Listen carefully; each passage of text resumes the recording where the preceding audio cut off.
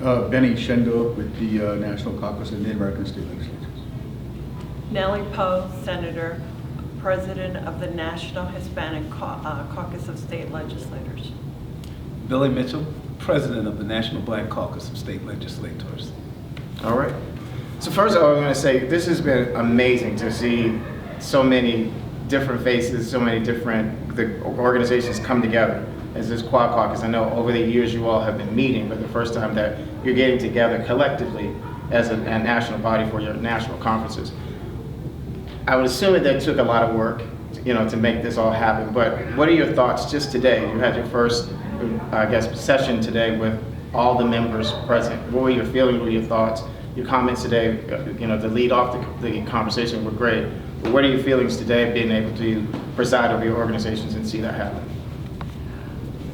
I think if I may start, let me just say that I think the one theme that we've heard over and over again was how historic today was, the opportunity of being able to be in a room that was filled with so many people that represented a very common issue, a theme, causes, our concerns. The fact that we had the ability to hold in every single one of our communities and represent them, and the voices, regardless of who spoke, they were really speaking to each and every one of us. We were listening to the statements that were made by our National Black Caucus President, our National Native American, our National Asian Pacific President. Every single word that was going on, we could relate to it. So the thing is that I think it's important for us to be able to make sure that we're communicating that out above and beyond these halls, right? Because we want to make sure that when we go back home into our states and we speak to our communities, that we are speaking in one voice. And I think that's going to really make a difference. We've learned a lot today. We've been able to share thoughts. These were learning moments, but now it's time for us to carry that on. Representative? I think she said it so succinctly. The fact of the matter is the historic significance of this day should not be lost. And I'm sure will be recorded in the annals of history, is that we came together. But I must caution us all here, coming together is much like getting elected. The goal is not just to get elected. The goal is not just to come together. The goal is to let's make a difference now that we are elected, that we now have come together. I see that in the passion of these leaders. I see that in the passion of the panels that spoke, that now that we have come together, let us do what we ought to do to make a difference. Once we do that, as I've said over and over again, if we are better equipped, we can go to the communities that we represent and represent them better, which makes our communities better and therefore make our country a better place. Well, for me, I think, one thing that the pandemic taught us is that Zoom doesn't work like being in person, right? And the beauty of when the caucus first started meeting, it was a face-to-face, there was several meetings, it was planned, and then the relationships built, and then the discussions elevated, right? And understanding each other and all those things. I think that's, I think going forward, that's where I'd like to see more of, where we kind of meet each other and work with each other and know each other's cell number and just start talking to each other. And I think that's valuable. And that's the same message I told my caucus, is that there is value in us meeting, and that we need to start doing, working on that a little more and getting more of the members involved, and the face-to-face thing. That's.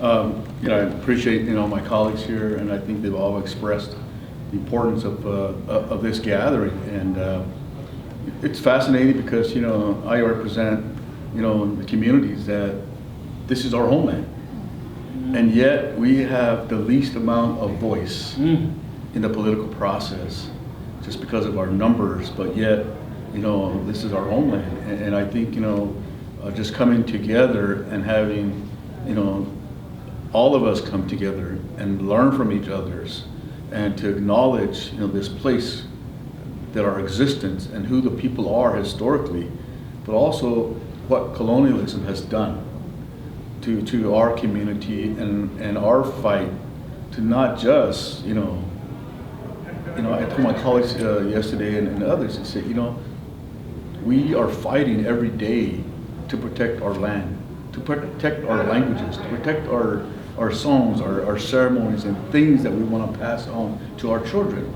so that they can continue to live in a world that was created for us by the Creator. We were given languages for a reason. And what does that mean for us? So I think us coming together collectively is very powerful, because now we can share with our friends and they can know what our fight is about. It's not just this. It's pervasive in all the things that we believe in. And I think there's a lot of things historically that have happened to us in our communities that we can now mobilize behind and create this collective action that I think really going to be powerful going forward. Yes, sir. So a few years ago, I had an opportunity to be in a big room with former members of the Civil Rights Movement. And Stokely Carmichael was speaking, and he said, so here's someone who's a black revolutionary who's in a room with 1,000 people in Washington, D.C., and he said there's strength and there's power in diversity. And so I think, that's what I think is like the overarching theme of America. That's what I see going on here. What would you offer as a message of hope as we go into 2024? I know we're kind of jumping over 2023, but that's the way the election cycles go these days, right? Once you get elected, you're already starting to campaign for the next election. But what would be your message as we move into 2024? Today, Dr. Glaude talked about the fact that we protected democracy, but did we move it forward? And so how and where would you see that you as legislators in your position, in your communities, what would be the message to other legislators who can go back to their communities and instill hope to their constituents to keep them engaged in this process? Well, I think that, like I mentioned earlier, that we still need to keep communicating with our colleagues and communicating with our community and talking to them, because that, at the end of the day, that's probably the most powerful thing we do, is when we go out there and we press the flesh and talk to them and actually get to know them, and that's how you get them involved. And we talk to them on the phone, but if you can actually meet with them, there's one thing that I do in my community every month. I go to the farmers market and we set up a booth, and we tell people that if you want to come and talk to me, I'll be there, and they'll come and they'll talk, and that's where I think I really believe in the face-to-face thing. So.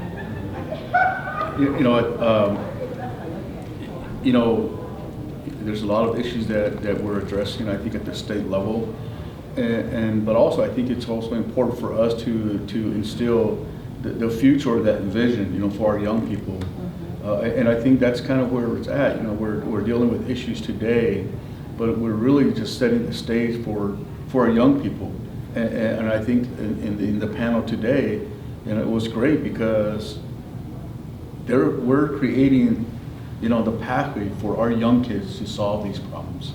It's not going to happen in the next few years. Maybe it's going to happen, in my children and my grandchildren's adult years or whatever. But I think we're forging a path that has really been long in coming. I think these the forces sometimes allow us, this whole thing about divide and conquer. Mm-hmm. But now I think we're beyond that. I think now we're coming together as a collective to really solve the issues that affect all of us. Well, I think this was an important moment in time for us, but it just doesn't stop here. We really need to make a difference. Wonderful things have been said, very powerful voices have spoken. However, I think that in order for us to ensure that stays in the heart and in the mind and in the soul of the very people that we want to make sure that message gets carried over into our communities, it has to not only start with us, but we also have to bridge and build what that future is going to look like. The only way that we can do that is to expand that. The only way we can expand that is to unite us. The only way we get united is to ensure that we continue to communicate, and that when we communicate, when one hurts, we all hurt. When something goes on, we all need to come and march to that issue. So I think when we do that, our young people are going to know that that is what we try to make available, make available for them, or make that for them. We need to make sure, if I may digress for a second, I was, when I first got into the legislature almost 25 years ago, let me just say, and I've been honored and privileged, and every day I thank God and I thank the people that trust and have confidence in me to continue to do that. But when I do speak, I do that for the purpose of saying, what can I leave behind as a legacy that's going to really make an impact and change the way the world thinks about how my community is able to become stronger. And when we do it in one community, we do it in all. And that today, the whole unification discussion, the fact that the four of us are here, it's wonderful, but it's only the beginning. It's only the beginning, and there is so much more that we have to do. One of the things that the last few years of the threats to our democracy has taught us is that we're there, to paraphrase Martin Luther King, being that he's from Georgia, injustice anywhere is a threat to injustice everywhere. The Asian community in my state was literally targeted, but the entire community came together and said, this is not right. A threat to their community is essentially a threat to all communities. I'm hopeful because I see this beginning coming along. I see us recognizing the power that coming together will realize. I'm hopeful because I see great leadership in all the caucuses, with the increasing importance of state legislators, with the threats to our democracy. It's going to happen in state legislators for us to correct that. And I'm so happy to be along with these great leaders because I think a difference can be made. Just last question, if you could each look right into the camera and tell legislators, how can we best engage young people and keep them engaged so they can protect what the work it is that you all are doing? We need to, one of the ways that we can engage our young people or continue is to let them be able to speak their mind freely, but make them also understand that whatever those decisions that they make is going to have an impact of one. It could be a positive one, or it may not be, but they need to know the difference. And in order for us to be able to help them, we need to make sure that we are teaching our young folks and the next generation what is important to us. Voting is not a privilege. Voting is a right. Voting is a right. It's an obligation that we have. It's our civic obligation to make sure that we continue to let our voices be heard, because without it, we have no voice. I would just say that we need to, that's an excellent suggestion, and I would just say that we need to make sure that they are engaged and involved in the process. If I can tell a very, very quick story, I remember going to a PTA meeting where the students were upset that they felt that they weren't getting the resources they needed in band uniforms, of all things, as in other communities were. And I almost flippantly said, as I looked around the room and saw all these 18-year-olds, I said, hey, you guys are voting age, why don't you just go to the Board of Education and show them your voter registration card. I didn't think much would come of that. I got a notice about 2 weeks later that there was a siege on the Board of Education. There were like 300 students showing their voter registration cards to the Board of Education, saying, we demand that you correct this inequity. Do you know that Board of Education didn't say, I'm going to appoint a study committee? They didn't say, well, we're going to look into it. That night, they passed a resolution to give those kids their money. So I say, let us make sure that they're engaged in the process. No, That's what I'm talking about. No, I agree with that. I think we'll need to allow our young people to be engaged, to know that, their voice matters, to not only listen to the words, but also, the meaning and the expression behind those words. I mean, I think they have a lot to offer, and I think that is really going to be the key as we move forward. I agree with all of that, and that we need to allow them a space to speak their mind and to speak to us. And but at the same time, I think that all of us, right, collectively have years of service in government, and we've seen things, and we need to help mentor them too. So because, right, having experience in those things, you can help them not make the same mistakes we made, right? And so I think that's part of it also.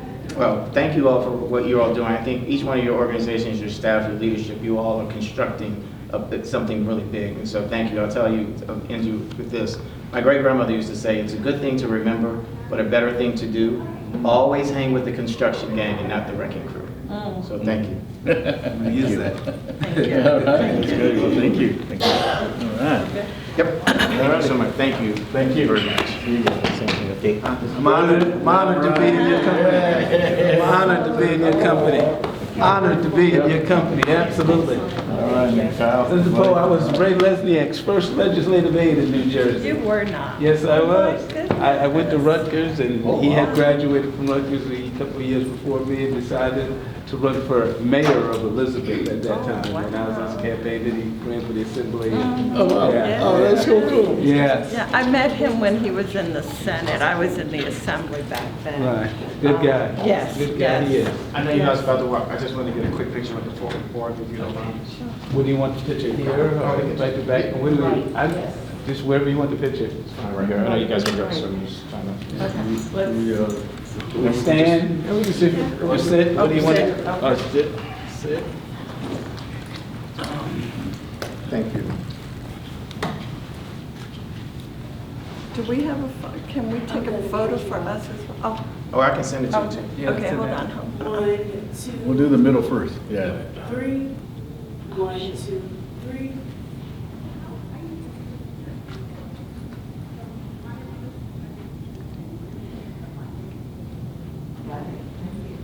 Sorry.